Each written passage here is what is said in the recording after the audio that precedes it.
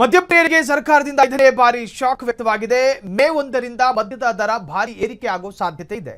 ರಾಜ್ಯದಲ್ಲಿ ಮೇ 1ರಿಂದ ಹೊಸ ಅಬಕಾರಿ ನೀತಿ ಜಾರಿಯಾಗುತ್ತೆ. ಮದ್ಯದ ದರ 20% ಏರಿಕೆಯಾಗುವ ಸಾಧ್ಯತೆ ಇದೆ. ಮೇ 1ರಿಂದ ಮದ್ಯಪ್ರಿಯರ ಜೇಬಿಗೆ ಬೀಳಲಿದೆ ಕತ್ತರಿ. ಹಾಗಾದರೆ ಏನಿದು ಹೊಸ ಎಐಬಿ ನೀತಿ? ಸರ್ಕಾರವು ಹೊರಡಿಸಿರುವಂತಹ ಕರಡು ಅಧಿಸೂಚನೆಯಂತೆ ಇನ್ನು ಮುಂದೆ ಮದ್ಯದ ಬಾಟಲಿಯಲ್ಲಿರುವಂತಹ ಆಲ್ಕೋಹಾಲ್ ಪ್ರಮಾಣದ ಆಧಾರದಲ್ಲಿ ತೆರಿಗೆ ವಿಧಿಸಲಾಗುತ್ತದೆ. ಅಂದರೆ ಮದ್ಯದಲ್ಲಿ ಆಲ್ಕೋಹಾಲ್ ಅಂಶ ಹೆಚ್ಚಿದಷ್ಟು ತೆರಿಗೆ ಹೆಚ್ಚಾಗಲಿದೆ. ಈ ಹೊಸ ನೀತಿಯಿಂದಾಗಿ ಕಡಿಮೆ ಆಲ್ಕೋಹಾಲ್ ಹೊಂದಿರುವ ಪ್ರೀಮಿಯಂ ಮದ್ಯದ ಬೆಲೆ ಅಲ್ಪ ಪ್ರಮಾಣದಲ್ಲಿ ಇಳಿಕೆ ಆಗುವ ಸಾಧ್ಯತೆಗಳಿದ್ದು, ಸಾಮಾನ್ಯ ಜನರು ಬಳಸುವಂತಹ ಮದ್ಯದ ಬೆಲೆ 20% ಏರಿಕೆಯಾಗಲಿದೆ. ಯಾವ ಸ್ಲ್ಯಾಬ್ಗಳಿಗೆ ಎಷ್ಟು ಏರಿಕೆ ಎನ್ನುವಂತಹದ್ದು ಕೂಡ ಈಗ ಜನರನ್ನ ಸೆಳೀತಾ ಇರುವಂತಹದ್ದು. ರಾಜ್ಯದ ಒಟ್ಟು ಅಬಕಾರಿ ಆದಾಯದಲ್ಲಿ 80% ಪಾಲು ಹೊಂದಿರುವ ಮೊದಲ 4 ಸ್ಲ್ಯಾಬ್ಗಳ ಮದ್ಯದ ಬೆಲೆ ಗಣನೀಯವಾಗಿ ಹೆಚ್ಚಾಗಲಿದೆ. ವಿಸ್ಕಿ, ರಮ್ಮು, ಬ್ರಾಂಡಿ ಮತ್ತು ಜಿನ್ ಬೆಲೆಯಲ್ಲಿ ಒಂದು ಕ್ವಾರ್ಟರ್ಗೆ 15 ರಿಂದ 25 ರೂಪಾಯಿಗಳಷ್ಟು ಏರಿಕೆಯಾಗುವ ಅಂದಾಜಿದೆ. ಹೆಚ್ಚಾಗಲಿದೆ ಮದ್ಯದ ದರ. ಸ್ಲ್ಯಾಬ್ 80 ರಿಂದ 95 ರೂಪಾಯಿಗೆ ಹೆಚ್ಚಳ ಆಗೋ ಸಾಧ್ಯತೆ ಇದೆ. ಅದರ ಅರ್ಥ 15 ರೂಪಾಯಿ ಹೆಚ್ಚಳ ಆಗುತ್ತೆ. ಇನ್ನು 95 ರಿಂದ 110 ಎರಡನೇ ಸ್ಲ್ಯಾಬ್ 15 ರೂಪಾಯಿ, ಅಲ್ಲೂ ಕೂಡ ಹೆಚ್ಚಳ ಆಗುತ್ತೆ. ಇನ್ನು ಆಲ್ಮೋಸ್ಟ್ ಎಲ್ಲದರಲ್ಲೂ ಎಲ್ಲ ಸ್ಲ್ಯಾಬ್ಗಳ ಬೆಲೆಯಲ್ಲೂ ಕೂಡ 15 ಮ್ಯಾಕ್ಸಿಮಮ್ 20 ರೂಪಾಯಿ ಏರಿಕೆಯಾಗುವ ಸಾಧ್ಯತೆಗಳಿದೆ. ಉದಾಹರಣೆ, ಬಿಯರ್ ಕುಡಿಯುವವರಿಗೆ ಬಿಯರ್ ಬಾಟಲ್ನಲ್ಲಿ ಎಷ್ಟು ಆಲ್ಕೋಹಾಲ್ ಇದೆ ಅದರ ಆಧಾರಿತವಾಗಿ ನಿಮಗೆ ದರ ಹೆಚ್ಚಾಗುತ್ತೆ. ಎಸ್, ಈ ವರದಿಯ ಬಗ್ಗೆ ನಮ್ಮ ಪ್ರತಿನಿಧಿ ಮಂಜುನಾಥ್ ಒಂದು ವಾಕ್ ಥ್ರೂ ನಡೆಸಿದ್ದಾರೆ, ನೋಡ್ಕೊಂಡು ಬರೋಣ. ಇದೇ ಮೇ 1ರಿಂದ ಮದ್ಯಪ್ರಿಯರಿಗೆ ಶಾಕ್ ಕೊಡಲು ಸರ್ಕಾರ ಮುಂದಾಗಿದೆ. ಯಾಕಂದ್ರೆ ಸರ್ಕಾರಕ್ಕೆ ಮೂಲ ಆದಾಯ ಅಂದ್ರೆ ಈ ಬಾರ್ ಅಂಡ್ ರೆಸ್ಟೋರೆಂಟ್ ಇಂದ. ಸೊ ಹಾಗಾಗಿ ಅಂತಹ ದರಗಳನ್ನ, ಈಗ ಮದ್ಯದ ದರಗಳನ್ನ ಏರಿಕೆ ಮಾಡಲು ಮುಂದಾಗಿರುವಂಥದ್ದು ಸರ್ಕಾರ ಇದೇ ಮೇ 1ರಿಂದ.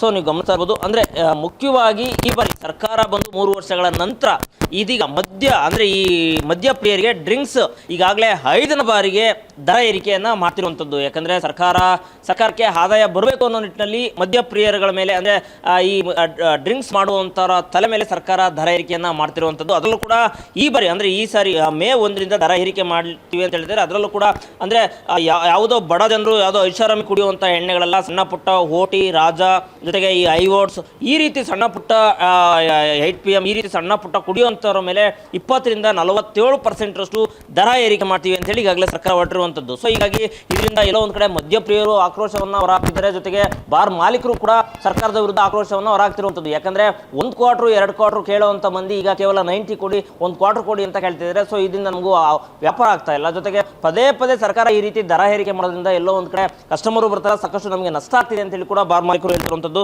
ಸದ್ಯ ನಮ್ಮ ಜೊತೆ ಬಾರ್ ಮಾಲೀಕರು ಮಂಜೇಗೌಡರಿದ್ದಾರೆ, ನಾನು ಮಾತಾಡ್ತಾ ಹೋಗ್ತೀನಿ.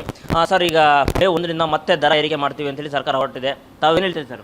ಸರ್, ಆಲ್ರೆಡಿ ಏನಾಗಿದೆ, ಸರ್ಕಾರದಲ್ಲಿ ಬೆಲೆ ಏರ್ಕೊಂಡು ಹೋಗ್ತಾನೆ ಇದೆ. ಅದರಲ್ಲಿ ಯಾವುದು ಗೊತ್ತಾದ ಕಾಸ್ಟ್ಲಿ ಡ್ರಿಂಕ್ಸ್ನ ಡೌನ್ ಮಾಡೋದು, ಈ ಜನಗಳು ಲೋಕಲ್ ಕುಡಿಯೋದನ್ನ ಜಾಸ್ತಿ ಮಾಡೋದಾದರೆ ರೈತರಿಗೆ ಆಗಿರಲಿ, ಬಡ ಕುಟುಂಬದೇ ಆಗಲಿ, ಕುಡಿಯೋರಿಗೆ ದಿನ ಒಂದು 500 ರೂಪಾಯಿ ಸಾಲ ತಗೊಂಡು 200 ರೂಪಾಯಿ ಕುಡ್ಕೊಂಡ್ರೆ ಮನೆಗೆ ಹೆಂಡತಿ ಮಕ್ಕಳು ಸಾಕೋದಂಗೆ.